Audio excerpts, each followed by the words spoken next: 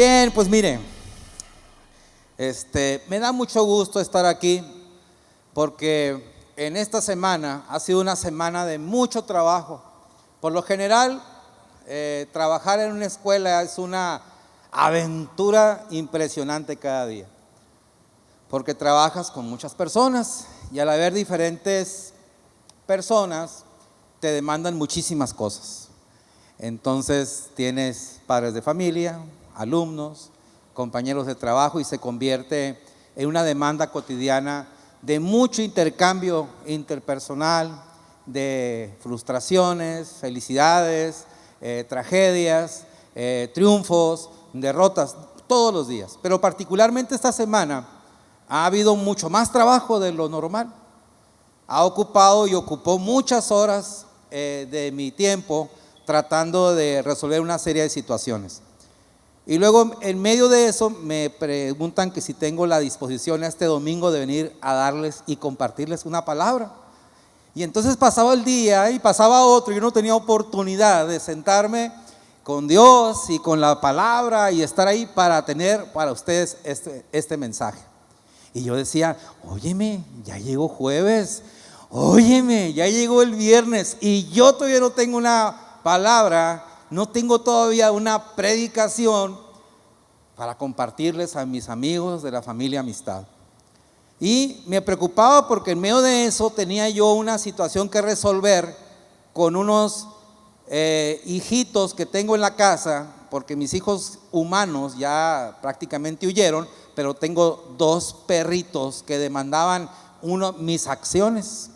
Y andaba yo preocupado porque fíjese usted que mis perros se llenaron de garrapatas. Y entonces pues la casa está en riesgo y los habitantes de la casa también. Y entonces entre mis ocupaciones y los garrapatosos, ¿verdad? Me estaba yo impedido para tener un tiempo con Dios. Pero fíjese usted, por ahí escuché yo que la sabiduría está en todos lados. ¿Está bien? Y estos perros garrapatosos nos van a dar una lección este día. Muy buenos días y quiero poner la plática en manos de Dios. Señor, te damos muchas gracias esta mañana, Padre. Señor, tú hablas a través de los que tenemos el privilegio de estar aquí. No son mis ocurrencias ni mis dichos, Señor. Es tu palabra, Señor. Eres tú el que tiene el poder y la capacidad para cambiar personas, Señor. Es con tu palabra, Señor, que tú creaste el universo. Y es con tu palabra, Señor, que nosotros confiamos en que nuestra vida, Señor, es distinta, porque es tu poder sobre nuestras vidas, Señor. Por eso esta mañana, Señor, nos ponemos en tus manos. Agradecemos profundamente, Señor, este tiempo y esta oportunidad, Señor. Y lo que salga de aquí, muy seguramente, Señor, porque es tu palabra y porque tu palabra es viva y eficaz, confiamos que tu palabra, Señor, va a cambiar nuestra vida esta mañana. Y te pedimos, Señor, sabiduría, inteligencia, paz, paciencia para escucharla, escudriñar la palabra, Señor, y aprender de ella. Te lo pedimos en el nombre de Jesús. Amén, amén, amén. Bueno, pues esta plática se llama Mi estilo de vida. Resulta que cuando mis perritos tenían garrapatas, pues voy con la veterinaria. Cosa curiosa, yo en mi vida había llevado un perro al veterinario, pero pues desde que mi esposa y mis hijos decidieron tener perritos en casa, pues nosotros vivíamos en México en departamentos y teníamos que tenerlos libres de todo tipo de animalitos porque convivían con nosotros y aparte darles un buen seguimiento. Y empiezas a pagar, cobran, pero cobran bien los veterinarios, ¿verdad? Y resulta que estos perritos, yo nunca había tenido un perro con garrapatas en casa, ¿no? Y pues usted sabe, pues hay una enfermedad que las garrapatas transmiten, que aquí en Sonora se convirtió hasta cierto punto en epidemia, porque el clima, las lluvias, el calor, hacen que salga un caldo de cultivo. Entonces resulta que me dio una receta la veterinaria y las garrapatas no se les quitaron. Y ahí voy de nuevo, rasúrenlos completamente, rasurados los perros. Y de repente no se le quitan las garrapatas. Y me dice, fumigue toda la casa, fumigue el patio, acabe con todos los vectores posibles para que estos animalitos no tengan garrapatas. Y fumigué una vez y seguí en la siguiente semana revisión, tenían todavía garrapatas. Entonces me dice la veterinaria, sus perros tienen que cambiar de estilo de vida, me dice. Oh, qué fificio escuchó, dije yo, ¿no? Tienen que cambiar de estilo de vida. Y entonces me da una serie de medidas ahí alrededor del problema. Por eso esta plática se llama Mi estilo de vida. Quiero darle cuatro versículos esta mañana que son muy importantes, que hablan del estilo de vida que llevamos en la fe, que hablan sobre cómo Dios explica de qué manera podemos cambiar nuestra vida. Y al final quiero darle 3 consejos para vivir una vida de fe basado en lo que Dios nos propone. ¿Estamos? Bien, va el primer versículo que usted lo puede localizar en una carta que Pablo le dirigió a la iglesia de Roma. Esta carta se llama, pues, Primera de los Romanos, porque nada más es una. Esta carta va dirigida a una iglesia que para Pablo ocupó mucho esfuerzo y mucha dedicación. Usted sabe, Roma era el epicentro del mundo conocido, era una ciudad cosmopolita. Dicen los expertos que Roma era tan poderosa que llegó a tener 1 millón de habitantes. Tener 1 millón de habitantes en el año 300 antes de Cristo, o sea, dése cuenta de la dimensión con la tecnología de la época, era verdaderamente toda una hazaña. Pues Pablo va y se funda una iglesia ahí, que él, cuando se funda, él llega un poquito después a Roma.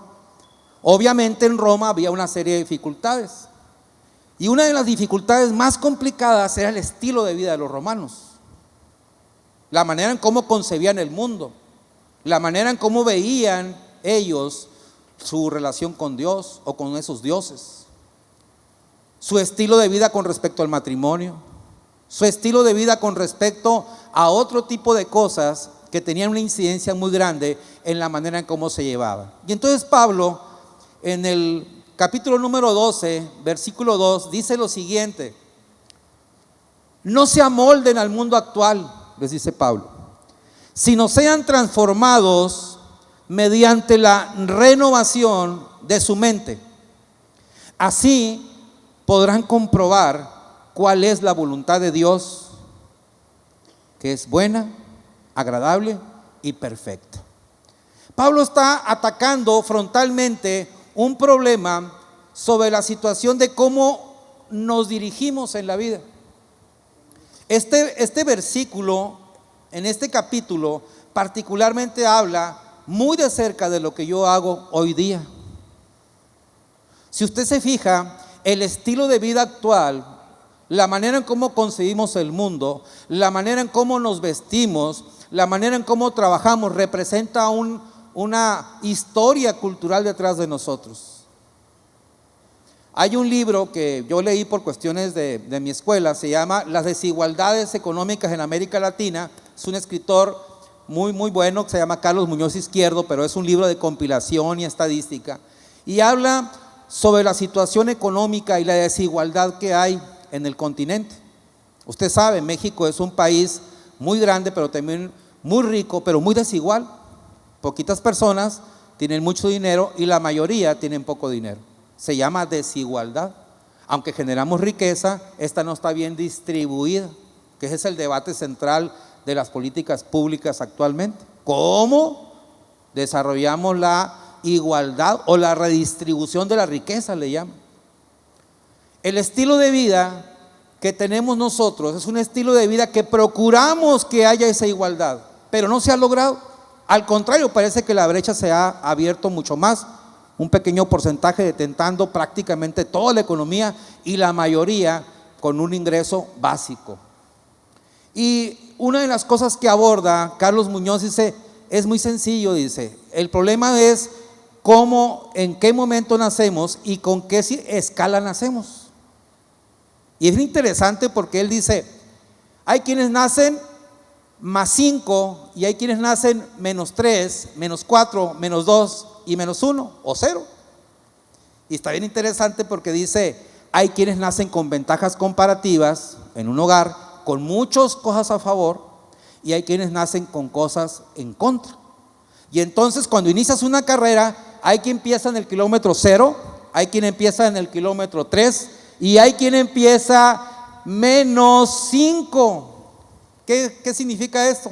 La pobreza, el abandono, puede ser la orfandad, etcétera, ¿no? Y entonces dice él, la desigualdad proviene y el estilo de vida viene, económico en este caso, muy específicamente, tiene que ver con las circunstancias de la persona.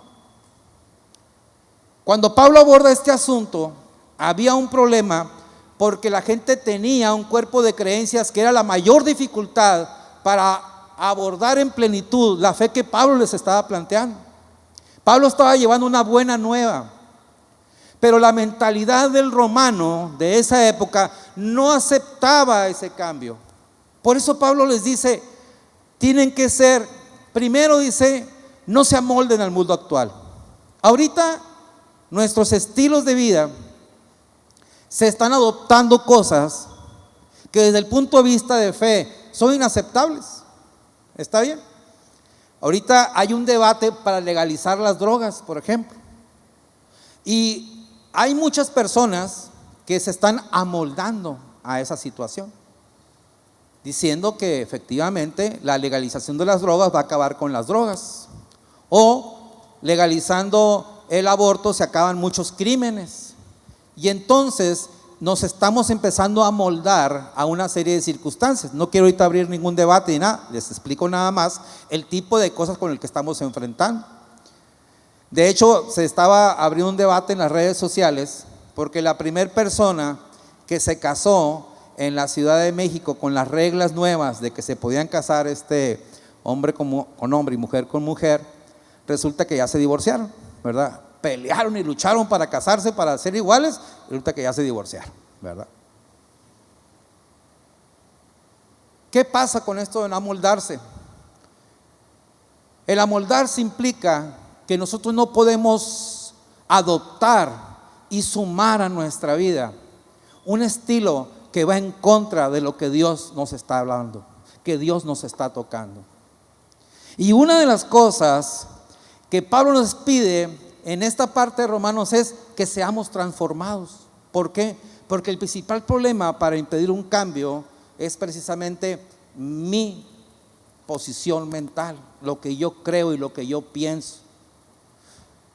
Lo más difícil es el reconocimiento de mi necesidad. Si por ejemplo tú vas con el médico, él te va a decir dos cosas básicamente cuando te enfermes. Te va a decir, coma bien y haga ejercicio. La medicina más cara del planeta. Y te va a decir, tienes que hacer dieta, tienes que comer adecuadamente, tienes que ir al nutriólogo. No hay magia en este asunto. Lo más difícil es, y la gente lo que queremos es una medicina mágica. ¿Está bueno? Deme algo, una pastilla. Si tengo dolor de rodilla, en vez de bajar de peso, me meto un paracetamol, un ketorolaco, ¿no? Y no me están pagando nada, ¿no? Esas compañías. Y aceptamos darle solución, una solución externa a una solución interna, en vez de ir a las causas del problema. Por eso es muy importante cuando Pablo habla acerca de renovar la manera en cómo pensamos. Y entonces dice en la segunda parte que vamos a comprobar que la voluntad de Dios tiene tres atributos, esa voluntad de Dios. Dice ahí, si usted me acompaña, que la voluntad de Dios es buena, agradable y perfecta. ¿Cómo es mi voluntad? Mi voluntad no se parece a eso. Mi voluntad generalmente es caprichosa, egoísta, tiene que ver con muchos caprichos personales y a situaciones personales. Pero la voluntad de Dios es buena, agradable y perfecta. ¿Cuesta trabajo? Yo creo que sí. Lo más difícil para todos nosotros es caminar en esa situación de cambio. Lo más complejo. Porque lo más sencillo es ir a la farmacia y comprarte un remedio contra la rodilla. Pero lo más difícil es ir a una bicicleta y darle a usted media hora todos los días durante el resto de su vida. Porque implica levantarse del sillón, implica cuando menos ir a comprar un choro a la tienda, implica que te compres tenis y no sé, lo que sea, y te va implicando una serie de situaciones. Lo que decía el señor Villa a las personas que trajeron a sus bebés a presentar, los niños te trastornan la vida. Tu estilo de vida, cuando lo quieres cambiar, te trastorna la manera en cómo tú estás procediendo. Y entonces Pablo habla de esta renovación porque no hay de otra manera. Aquí yo tengo que tener el reconocimiento de ese cambio que tengo que ejercer para poder movilizar lo siguiente. Y es lo más complejo que te puedas imaginar. En mis fuerzas. Pero yo te tengo una buena noticia esta mañana. Bajo tus capacidades, bajo tu lógica, bajo tu razón, bajo la mía, estamos medio amolados. Pero te tengo una buena noticia, porque tú y yo no estamos solos. Nosotros tenemos al Dios todopoderoso, que Él tiene la capacidad y el poder para hacer que nuestra vida dé un giro por completo. Él sí puede. Y para esto quiero irme al segundo versículo. Si usted me acompaña a 1 Corintios, al capítulo número 2, versículo número 9. Hace rato aquí en alabanza decía una palabra que hablaba sobre que todavía no ha terminado la acción en tu vida. Y este versículo está precisamente bajo esa perspectiva. Dice ahí, 1 Corintios 2:9, sin embargo, como está escrito, ningún ojo ha visto, ningún oído ha escuchado, ninguna mente humana ha concebido lo que Dios ha preparado para quienes lo aman. Absolutamente nadie puede imaginar los planes que Dios tiene para ti. Tu historia, cualquiera que está aquí tiene una historia especial. Puede ser una historia de dónde vienes, en qué pueblo naciste, la situación en que naciste, la situación por la que pasaste cuando eras niño, las dificultades que tuviste. Hay miles de historias con respecto a eso. Pero ¿sabes qué? Dios tiene una historia diferente para ti.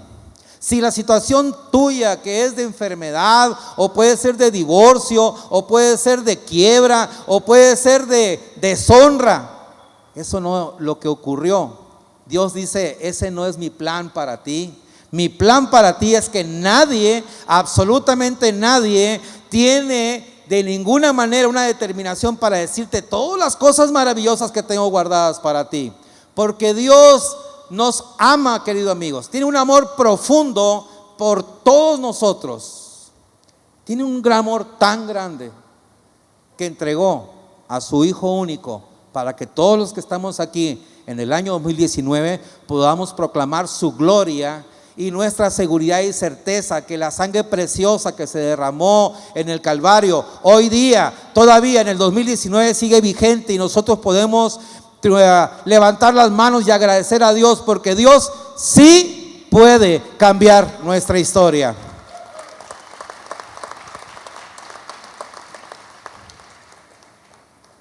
Mucha gente aún no sabe que Dios quiere bendecirle. ¿Está bueno? Dios todos los días se frota las manos para bendecirnos. Él quiere bendecirte. Dios quiere darte buena salud. Dios quiere darte una mejor economía. Quizás empezaste mal. Yo empecé por el pie izquierdo.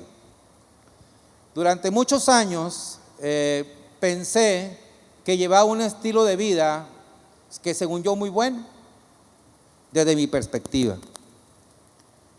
En mi activismo político, yo le platicaba el otro día con unas personas, porque si me decían, ¿usted ha caído en la cárcel? Y le dije 3 veces, porque fui apresado por andar de revoltoso. O sea, justamente, no fue injusto, está bueno. Y justamente me acuerdo que una vez estaba en una patrulla, porque andaba yo con unos aerosoles pintando unas columnas en una avenida en México que se llama Circuito Interior. Era un atrevido, tremendo. Y a 2 manos pintaba, ya tenía mucha habilidad. Y en medio de que estaba pintando no me echaban el pitazo, porque teníamos a un halcón que nos estaba diciendo, ahí vienen. Entonces te vas a la oscuridad o corres, subes al carro, lo que sea. Pero teníamos un carro, como usted sabe, ante las limitantes económicas, pues incapaz de poder prender a la primera, ¿no? Ahí fue el error. Y entonces recuerdo que estaba en la patrulla, en la parte de atrás, y entonces el policía me dice, ¿qué traes para darme? Y me metía las manos a la bolsa, no traía nada. Y entonces por ahí aparece que traía un maletín y traía 2 libros, me acuerdo. Mi desaprensión resultó en 2 libros que le di al policía y me dejó ir.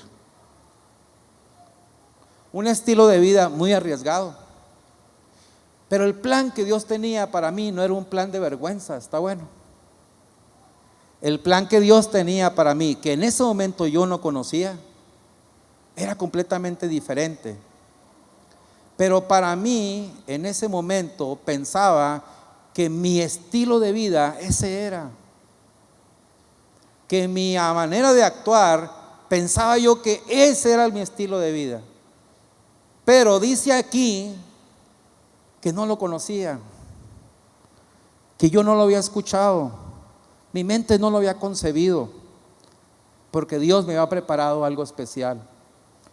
Si tú ahorita todavía no has escuchado el plan de Dios, al final quiero que sepas estas 3 llaves, estos 3 consejos que te quiero participar, donde Dios te va a dar la oportunidad de conocerlo en plenitud.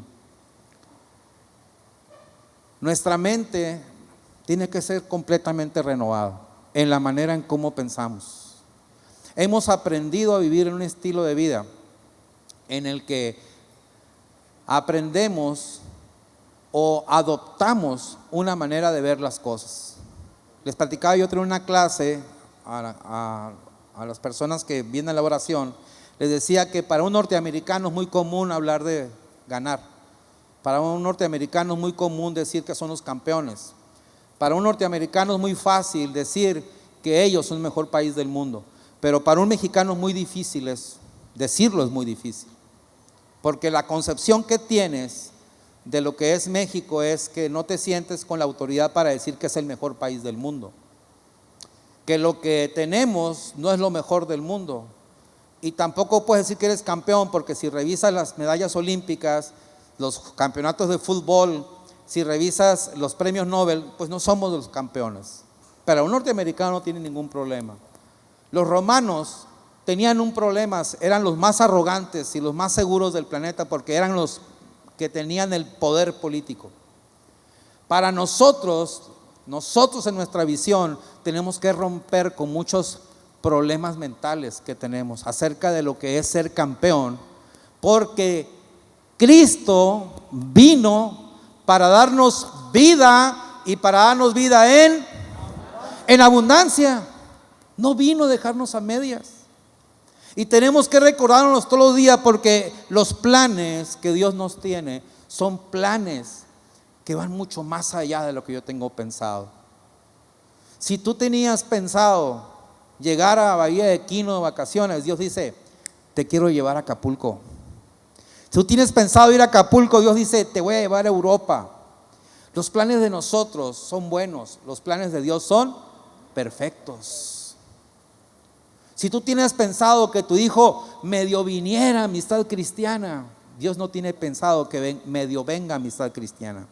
Dios tiene pensado que él va a ser una persona que va a tener a su cargo una iglesia. Dios tiene pensado hacerlo predicador, Dios tiene pensado llevarlo a otra altura. Él no se limita, pero nuestra mente se limita mucho. Por eso Dios nos dice en estos versículos lo que Él quiere para ti, quiere para mí. Y eso me lleva al número 3, versículo número 3. Si usted me acompaña a Efesios 3, en el versículo número 20.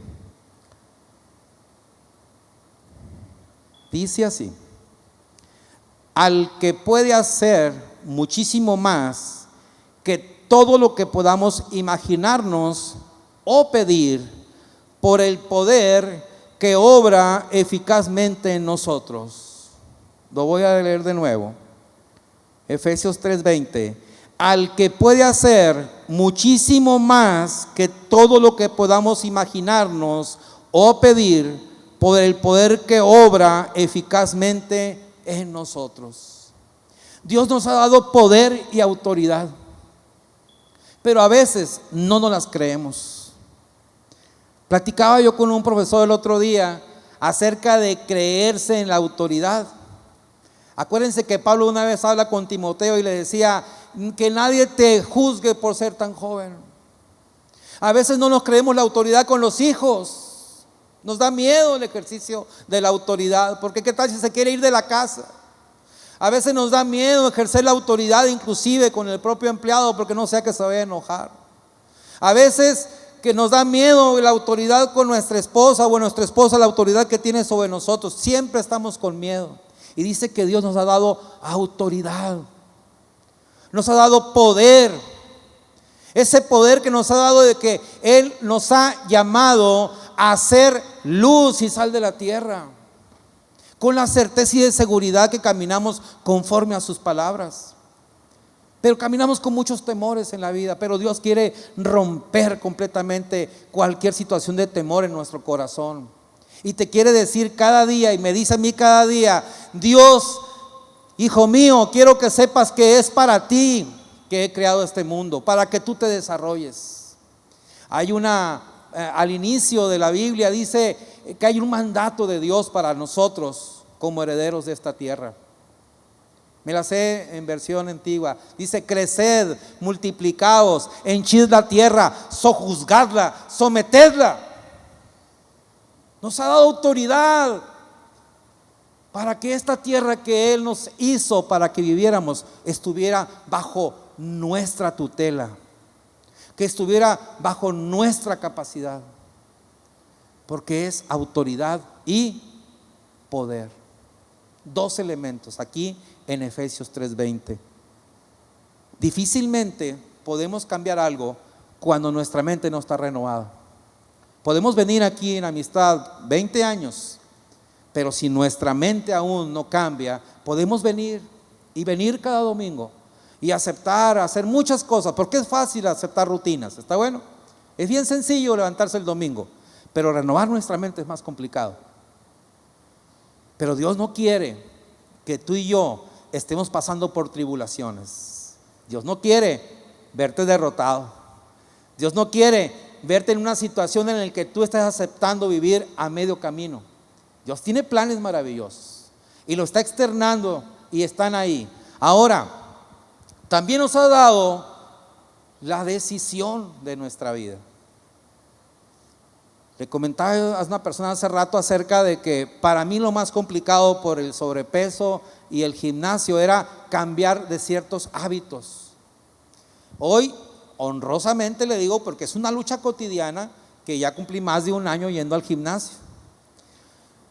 A los primeros tiempos que yo me subía a una escaladora, Dios de mi vida, parecía pescado fuera del agua. A los 3 minutos trataba de respirar y no podía.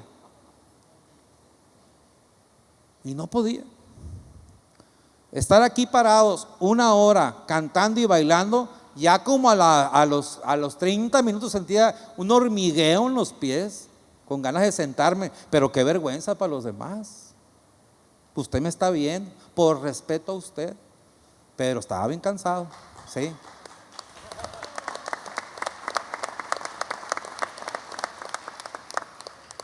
Pero es para gloria de Dios, está bueno, yo no tengo ningún mérito. Para gloria de Dios tengo más capacidad física ahorita que hace 10 años. Y ya no es 1 hora, puedo estar parada 3, hasta me sorprendo. Mí mismo dije: qué sorprendente eres. Me sorprendí. ¿Te sorprendes? Porque es algo que experimentas, ¿verdad? Nadie te lo va a contar.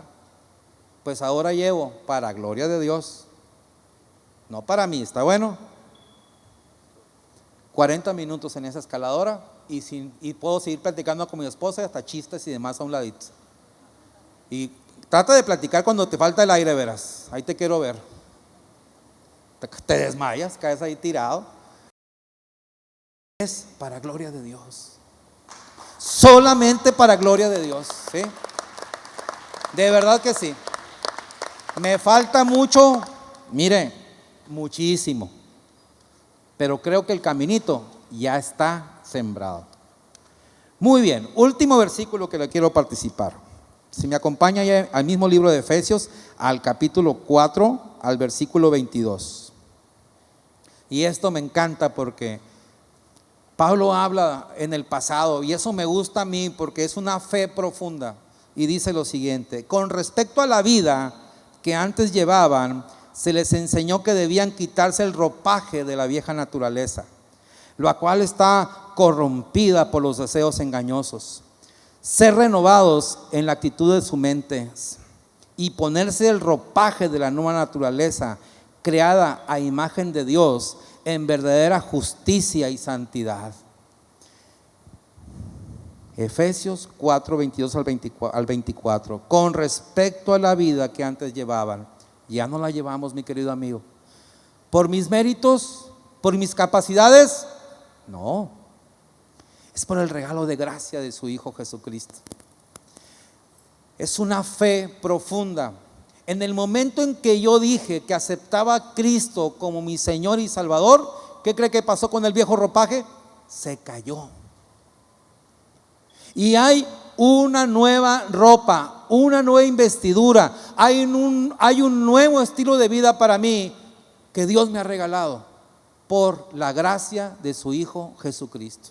Ya no es el viejo hombre, ahora hay un hombre renovado, una mujer renovada, un Señor que ahora camina con dignidad, que levanta la cabeza, que no se acuerda del pasado, si el pasado es una referencia nomás, porque ahora vemos para enfrente, porque en Cristo mi vida es nueva, mi vida es diferente. Cristo ha cambiado mi estilo de vida, ha tirado a la basura el viejo ropaje.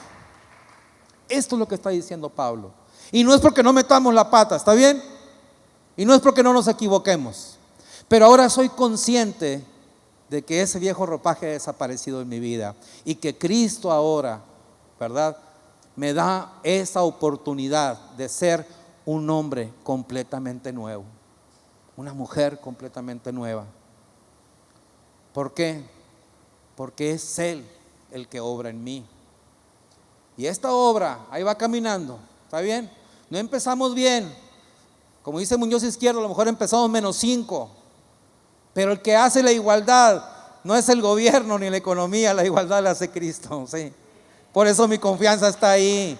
Mi confianza no está en un partido político, mi confianza no está en un hombre, porque imagínate confiar, ¿verdad?, en un hombre, en una persona. La única persona en el cual confiamos completamente es Cristo. Él es el que hace la diferencia. Él es el que nos ha dado la oportunidad. Es el único que puede cambiar tu vida. Para terminar, te tengo 3 consejos finales, 3 llaves, 3 claves, como quiera usted decirle, en el cual podemos nosotros vivir una vida y un estilo conforme a la voluntad de Dios, que es buena, que es agradable y que es perfecta.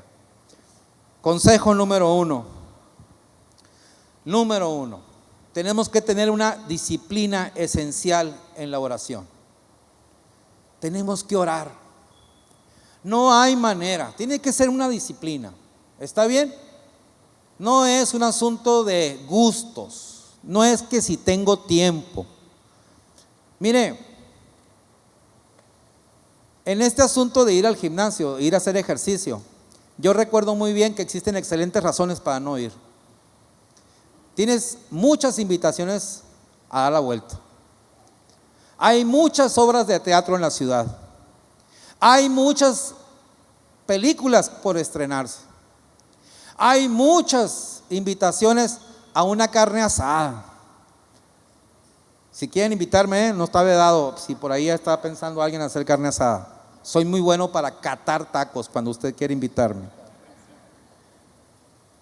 muy buenas razones para no ir. Tengo trabajo, estoy cansado. Y uno se justifica. Al igual con la oración. Es que no tengo tiempo. Y es que me da vergüenza. Y es que no sé orar. Y empieza una serie de pretextos. Pero el consejo número 1, me parece que Dios nos está hablando esta mañana y dice, es como una clave en la relación con Dios. ¿Está bueno? Consejo número 1, disciplina esencial en la oración. Usted tiene que empezar por algo. Cuando la gente se acerca a mí y me dice, ¿cómo empezaste? O ¿cómo le haces tú? Y le digo yo, bueno, en Books había un libro, o había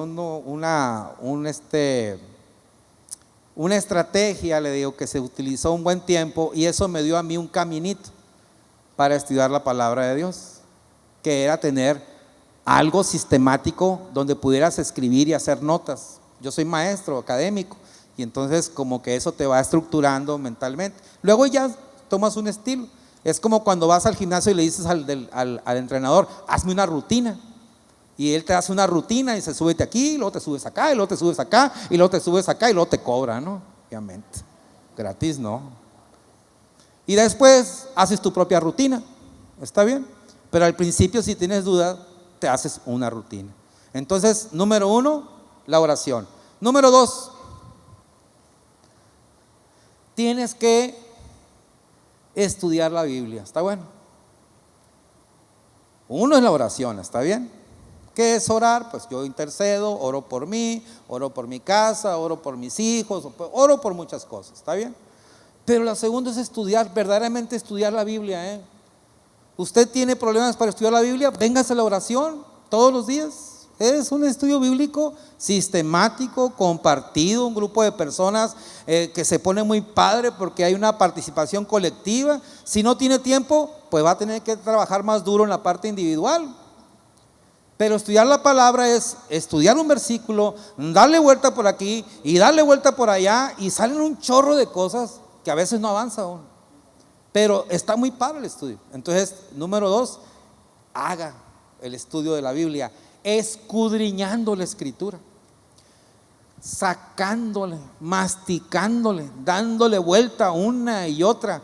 Cada vez que le damos vuelta el estudio de algunas cartas de Pablo o algún libro del Antiguo Testamento, dices, tengo subrayada la Biblia, casi la tengo amarillo en todo, ¿no? Dije, aquí ya leí, aquí tengo estos apuntes, etcétera, y hay algo nuevo que sale ese día. Hay algo nuevo que Dios tiene para ti. Entonces, escudriñar. Y número 3, clave número 3, la adoración a Dios. ¿Está bien? Dándole todo el reconocimiento al Señor, dándole gracias a Dios. ¿Y la adoración a Dios qué es? Dios quiere un encuentro íntimo, personal y cotidiano con nosotros. La palabra cotidianidad quiere decir a cada momento, a cada rato y todos los días. No hay manera en que podamos nosotros crecer en la fe sin estos 3 principios claves que yo creo que Dios quiere para nosotros. Quiero cerrar junto con el equipo de alabanza, adorando a Dios, pero sobre todo porque queremos que Dios verdaderamente cambie nuestra vida. En el sentido práctico, podemos estar mintiéndonos nosotros mismos sobre un cambio en nuestra vida, pero tenemos que reconocer que en muchas áreas de nuestra vida estamos todavía muy atorados. Tenemos que renovar completamente nuestra mente. Tenemos que hacer que nuestra vida verdaderamente camine conforme a la voluntad de Dios. La única manera de conocer la voluntad de Dios es estudiando su palabra. La única manera que tenemos de poder lograr un cambio es adorando al Creador. Dice que Él nos diseñó para que le adoráramos, que Él nos diseñó para alabarle y bendecirle. Dicen en su palabra que cuando lleguemos al reino de los cielos y en su presencia, la única palabra que va a salir de nuestra boca es santo. La manifestación de la gloria de Dios al estar enfrente una y otra vez, el Señor manifestándose delante de nosotros.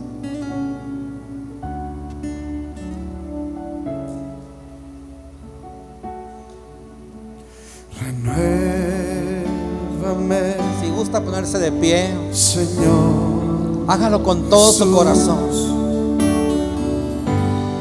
ya no quiero ser igual.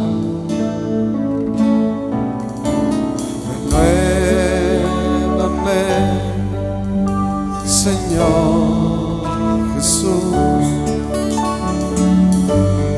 Pon en mí tu corazón, porque todo lo que hay, porque todo lo que hay dentro de mí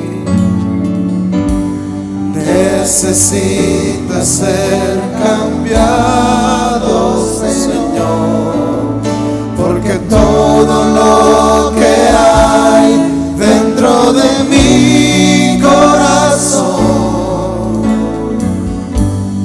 necesita más de ti.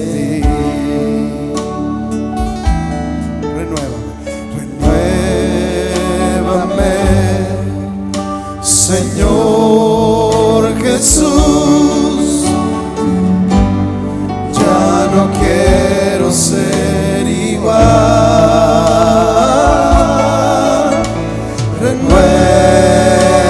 Renuévame, Señor Jesús. Pon en mí tu corazón, porque todo lo que hay dentro de mí necesita ser cambiado, Señor, porque todo lo que hay dentro de mi corazón necesita más de ti, porque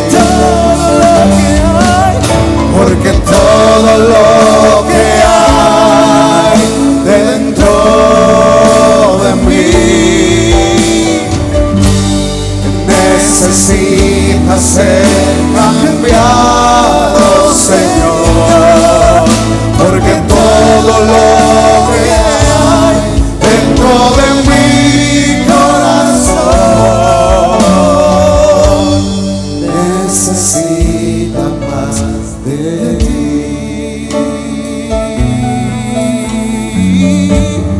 Necesita más de ti.